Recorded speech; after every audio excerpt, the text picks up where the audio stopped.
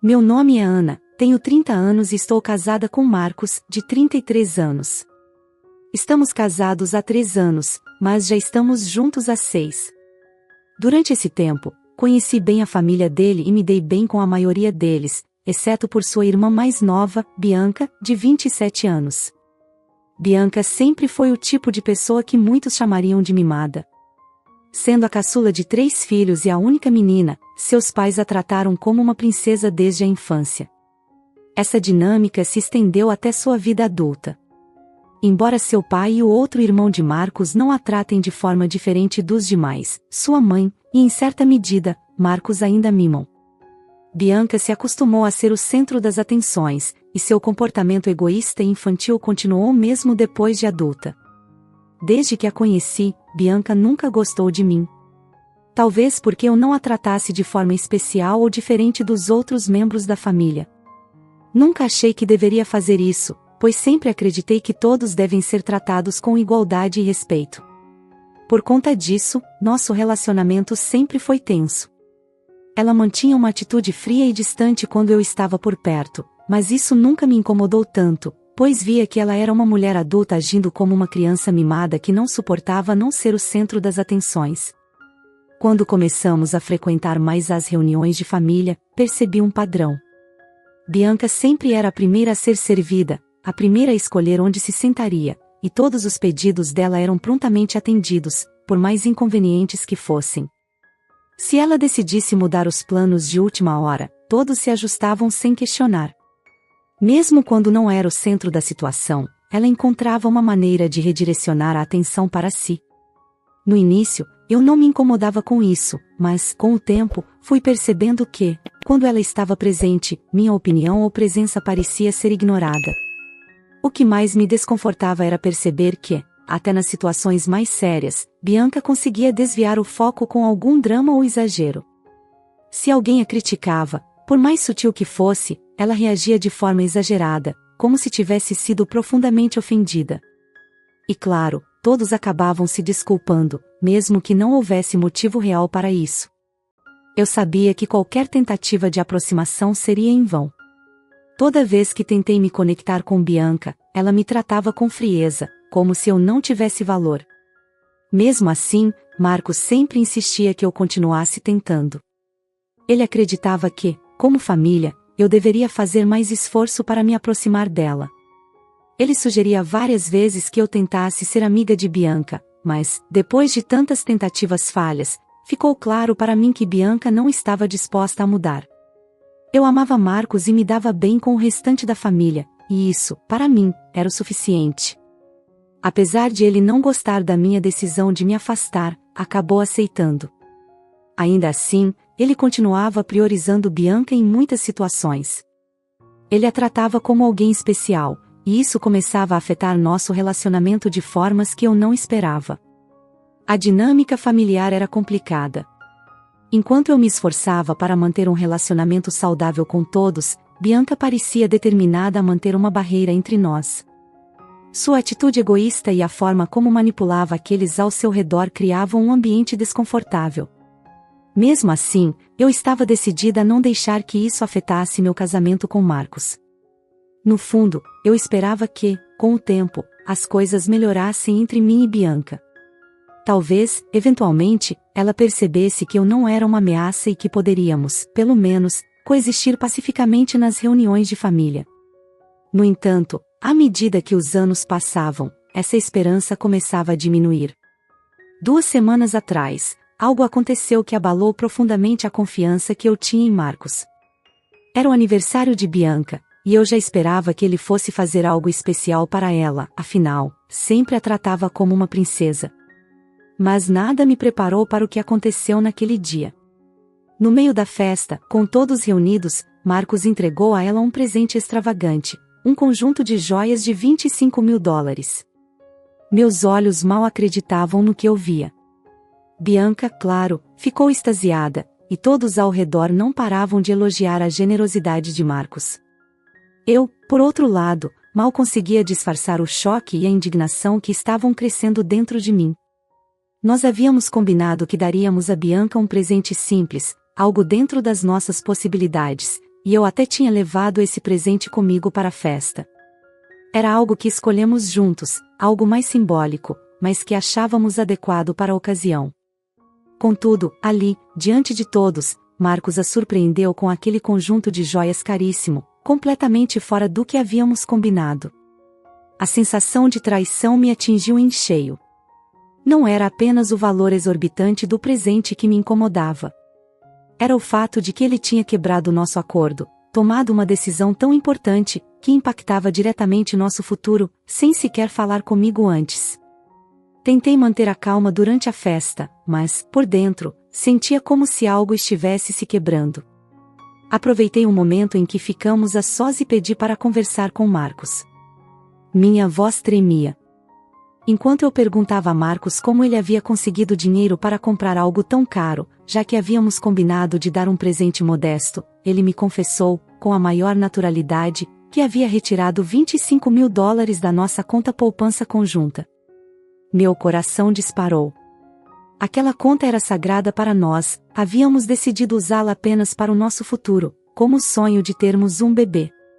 E ele simplesmente pegou uma quantia tão alta para dar um presente à irmã, sem ao menos me consultar.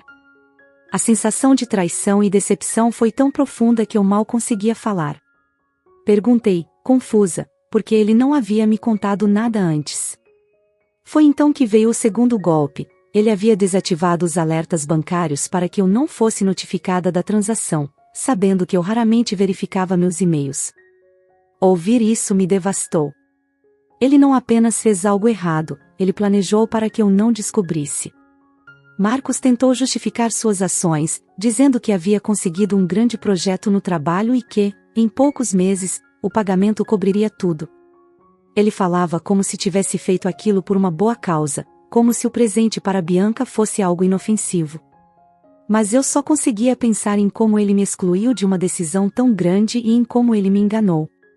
Senti as lágrimas querendo escapar, mas me recusei a chorar na frente dele. Com a voz trêmula, disse que o que ele fez foi desonesto, que ele havia quebrado nossa confiança. Em vez de reconhecer a gravidade da situação, ele continuou justificando. Era só um presente para alegrar o dia dela, disse, como se isso fosse mais importante do que o que estávamos construindo juntos. Naquele momento, durante a festa de aniversário de Bianca, enquanto ele explicava o que havia feito, tudo ao meu redor parecia em câmera lenta. Voltei para a festa, mas era como se eu estivesse ali apenas fisicamente. Não conseguia olhar para Marcos, e a mágoa crescia dentro de mim a cada segundo. Bianca, por outro lado, irradiava felicidade, caminhando de um lado para o outro, exibindo as joias para todos, sorrindo, recebendo elogios e agradecendo a Marcos repetidamente. Cada sorriso dela era um lembrete cruel do que eu acabara de descobrir. Enquanto Bianca se vangloriava, meus pensamentos voltavam para nossos aniversários de casamento. Nos últimos 3 anos, Marcos sempre me deu presentes simples e modestos. Eu nunca questionei, porque acreditava que estávamos economizando para o futuro, para termos uma família, uma vida mais estável. Eu não precisava de presentes caros, pois pensava que estávamos construindo algo maior. Agora, vendo ele gastar uma fortuna sem nem ao menos me consultar, a dor era profunda. Ele nunca havia feito algo assim por mim, e a justificativa era sempre a mesma: estávamos economizando. Mas, para Bianca, ele não hesitou. Quando chegamos em casa, a tensão entre nós era insuportável. Eu precisava entender como ele pôde fazer aquilo. Como você pôde gastar tanto dinheiro sem me consultar? Perguntei com a voz trêmula. Você sequer pensou no impacto disso no nosso futuro? Estamos economizando para ter um bebê. Como pode ignorar tudo isso? Marcos, tentando manter a calma, respondeu defensivamente. Eu sei que foi muito dinheiro, mas o pagamento do projeto vai chegar em alguns meses. Vamos recuperar. Eu só queria fazer algo especial para Bianca, sabia que isso faria o dia dela. Eu não conseguia acreditar. Isso não é só sobre o dinheiro. É sobre o nosso futuro, sobre a vida que estamos construindo. Você gastou aquela quantia como se fosse insignificante. E sabe o que mais dói? Eu sempre estive satisfeita com os presentes simples, porque acreditava que estávamos economizando para algo maior. Mas agora você gasta $25.000 com Bianca, sem hesitar, sem me consultar. Marcos suspirou, já irritado. Eu sou o irmão mais velho, Ana. Sempre cuidei da Bianca. Ela estava falando dessas joias há semanas. Você não entende porque não tem irmãos, mas eu sempre quis fazer o melhor por ela. Essas palavras me atingiram em cheio. Isso não tem nada a ver com eu não ter irmãos, Marcos. Somos casados, e você deveria ter me consultado. Você nunca gastou algo assim comigo, mas com Bianca, fez sem pensar 2 vezes. E ainda escondeu isso de mim, desativou os alertas bancários. Como espera que eu confie em você depois disso? Ele ficou ainda mais nervoso, tentando se justificar. Eu não fiz nada de errado. Só queria fazer algo bom para minha irmã, e você está exagerando. Isso é temporário, não perdemos todo o nosso dinheiro. Quando tentei retrucar, ele explodiu, me chamando de estúpida e irracional, e mandou eu calar a boca, como se minhas preocupações não tivessem importância. Minha raiva e tristeza aumentaram. Você está sendo egoísta, Marcos. Eu te amo, mas está colocando os caprichos da sua irmã acima do nosso futuro. Isso não é temporário. A confiança entre nós foi quebrada, e o impacto vai muito além do dinheiro. Aquela noite terminou em silêncio. Eu estava emocional e mentalmente exausta. Algo fundamental entre nós havia se rompido, e eu não sabia se seria possível consertar. Alguns dias após nossa acalorada discussão sobre o presente de Bianca, Marcos voltou para casa com uma expressão abatida. Algo estava claramente errado. Antes que eu pudesse perguntar, ele me chamou para uma conversa séria. Ana, aconteceu um problema no trabalho, ele começou, visivelmente preocupado. Meu coração apertou, eu não sabia o que esperar. Marcos então me contou que o projeto no trabalho, o mesmo que ele havia mencionado para justificar os $25.000 gastos no presente de Bianca, tinha sido cancelado. O cliente que ele acreditava trazer um grande retorno financeiro havia decidido fechar o contrato com outra empresa. Isso significava que o pagamento que ele estava esperando para repor o valor retirado da nossa conta poupança não viria mais. Ele havia contado com esse dinheiro para cobrir os $25.000 que tirou da nossa poupança, e agora, com o cancelamento do projeto, ele estava em apuros. Marcos olhou para mim em busca de apoio, mas eu ainda estava processando a situação. Ele havia usado o dinheiro que economizamos juntos, apostando tudo em uma expectativa incerta. Desesperado, Marcos disse que a única solução seria pedir a Bianca que devolvesse as joias. Ele ainda tinha o recibo, e como ela não havia usado o conjunto, seria possível conseguir o reembolso. Parte de mim duvidava que isso fosse funcionar, mas outra parte, esperançosa de encontrar uma solução para essa bagunça, queria acreditar que ele estava certo. No dia seguinte, Marcos foi até a casa de Bianca e explicou a situação. Com cuidado, ele pediu para que ela devolvesse o presente, explicando que sua situação financeira havia mudado e que ele precisava do dinheiro de volta. Mas, como eu temia, Bianca reagiu mal. Ela se recusou a devolver as joias, afirmando que já estava emocionalmente apegada ao presente que significava muito para ela. Suas palavras foram duras e frias. Você me deu esse presente, Marcos. Um presente não se devolve. Não acredito que você está me pedindo isso. Marcos tentou argumentar, explicando que estava em uma situação delicada e precisava do dinheiro. No entanto, Bianca, fiel ao seu comportamento mimado, fez uma cena, acusando-o de ser injusto ao tentar retirar algo que já havia dado. Ela repetiu várias vezes que um presente dado não pode ser devolvido. Irritada, ao final da discussão, pediu que ele fosse embora, dizendo que ele havia estragado seu momento especial. Quando Marcos voltou para casa e me contou o que aconteceu, eu não fiquei surpresa. Eu conhecia Bianca bem o suficiente para saber que ela jamais abriria mão das joias. Mas o que me deixou frustrada foi que Marcos parecia genuinamente surpreso com a recusa dela.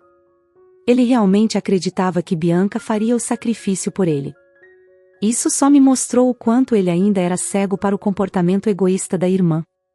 Desesperado, Marcos buscou ajuda com os pais. Primeiro, ligou para o pai, que mostrou simpatia, mas disse que não poderia se envolver. Quando falou com a mãe, a resposta foi ainda mais dura. Ela disse que ele não deveria ter pedido o presente de volta e que Bianca estava certa em não devolvê-lo. Para ela, o problema era de Marcos, e ele deveria resolver isso sozinho. Ficou claro que ele não teria nenhum apoio da família. Como último recurso, Marcos tentou falar com o irmão mais novo, mas, assim como os outros, ele também se recusou a se envolver, dizendo que não queria se meter nas brigas familiares. Sem apoio algum, Marcos se viu completamente sozinho. Alguns dias depois de toda a confusão com Bianca e a tentativa fracassada de recuperar as joias, Marcos voltou para casa com um ar abatido. Era como se, finalmente, ele estivesse começando a perceber o peso de suas ações.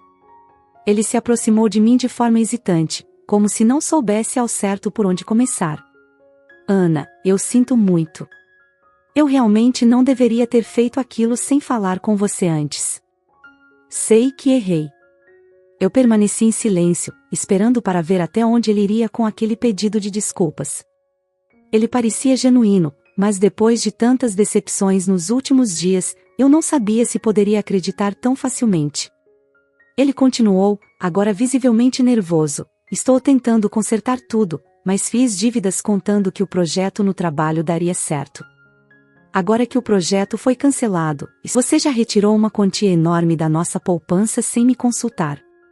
E agora está me pedindo para usar o restante das nossas economias para cobrir as dívidas que fez acreditando que o projeto daria certo? Não. Eu não posso concordar com isso. Ele me olhou, chocado com minha resposta firme. Ele claramente esperava que eu simplesmente concordasse, como se fosse minha responsabilidade resolver o problema que ele havia criado. Ana, não estou pedindo por capricho. Se eu não cobrir essas dívidas, posso perder o emprego. Precisamos desse dinheiro para tapar o buraco. É uma emergência. Ele insistiu, cada vez mais agitado. Mas eu não cedia. Não, Marcos. Esse dinheiro é nosso, e era para o nosso futuro, para os planos que fizemos juntos. Você já usou parte dele de forma irresponsável, e agora quer usá-lo de novo para cobrir as consequências das suas próprias escolhas. Isso é responsabilidade sua, não minha. Você precisa resolver isso. A cada palavra que eu dizia, via o desespero crescer em seus olhos. Ele se levantou bruscamente e começou a andar de um lado para o outro. Você está sendo irracional, Ana. Não vê que estou tentando resolver isso? Por que você não consegue entender que estou numa situação difícil? Bianca é importante para mim, eu quis fazer algo bom por ela. Agora estou tentando consertar, mas você está me impedindo. Suas palavras me atingiram como um golpe. Ele ainda não conseguia ver que o problema não era apenas o dinheiro, mas a forma como ele tratou toda a situação. Ele continuava defendendo Bianca, como se ela fosse a prioridade em tudo, e agora me acusava de ser irracional por não querer sacrificar mais das nossas economias. Você está me chamando de irracional? Perguntei, tentando manter a calma enquanto a raiva fervia dentro de mim. Marcos, você usou o dinheiro que economizamos para o nosso futuro, e agora quer que eu simplesmente aceite que mais dinheiro seja retirado para consertar o que você fez? Isso não é sobre ser irracional. É sobre você ter tomado decisões irresponsáveis e agora querer que eu pague o preço. Ele parou, frustrado, e disse, você não entende porque não tem irmãos. Eu só quis cuidar da Bianca, e agora estou sendo punido por isso. Você não está sendo justa.